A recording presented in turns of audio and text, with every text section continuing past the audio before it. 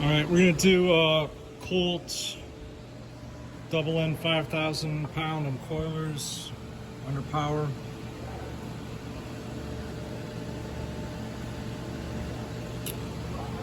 These are 5-horse motors with dynamic braking.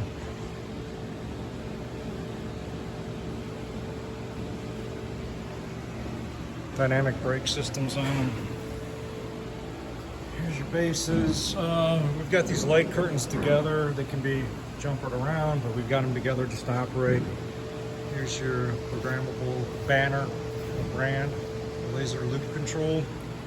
This is also your laser reading system for OD and coil. It's connected to the frequency drive to speed the spindle up to maintain constant surface feet per minute. We just have that taped on to fool the laser. Inside your panel, Yaskawa drive, Allen Bradley PLC.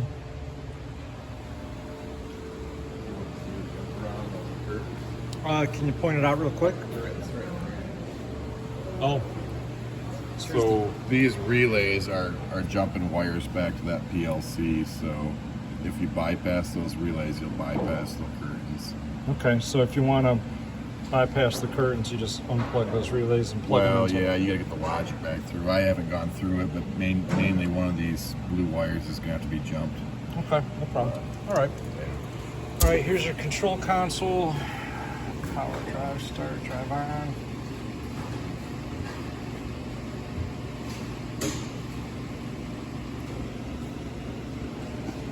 Got your jog pendant as well. We replaced. Yeah, looks nice. All right, let's run them through their. Drive on, jog forward. Set speed, 10, 12 RPM, or RPM, hertz. And they've got top and bottom depending on how you're going to take the loop off, which will change the direction too. Yeah, top and bottom's forward reverse. It's Canadian, you know. Well, switch over to run, drive on, and it's all going through this laser loop here. So Run, drive on. it starts at about the floor, so See your dot? Hopefully you can see that dot. Since he's moving that up, I'm going to stand back, but now you're really moving.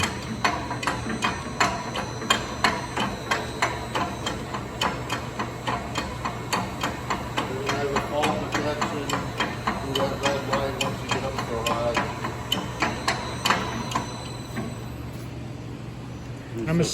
I'm assuming you can slow that down as you need. You can program that drive to go as slow as you want. So Okay, so you've got it wide open there?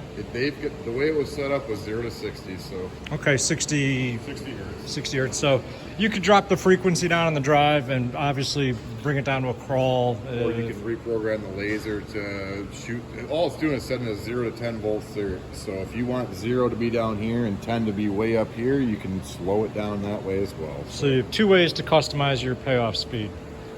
Do we want to switch to mandrel 2 and show the second? So we go to off, we go off, mandrel 2.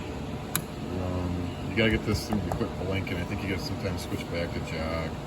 But once it's completely illuminated, then it goes off your laser loop again.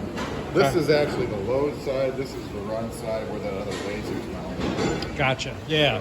Yeah, and that's the reason the laser's on one side, because basically you're loading on this side, flipping it around. I'm assuming there's a foot pedal on the other side. And then here's your, you can see this light is now lit up now. That's detecting the OD on the coil. So that's what's going to vary your payoff speed. And I'm assuming if you don't want that feature, you can remove that as well. Yeah, you can. You probably have to get with the drive to do it, but yeah, you could definitely take it out of there. Okay.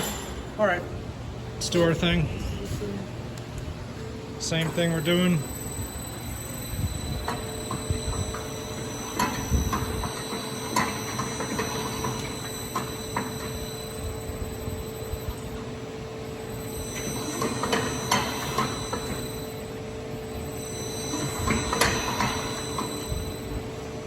All right. Tested the curtains by that, and probably killed everything. Yep. Okay.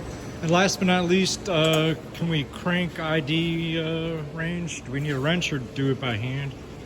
Ron had done it by hand the other day, but They're pretty loose, so yeah. yeah. Like, They got a big square nut on them, but these things are free as can be. Turn free as a breeze. That's how we measured the ID. It was actually collapsing them and expanding them all the way. So they all turn free. They're all straight. They're all clean. And we'll do the second one next. Let us know if there's any questions.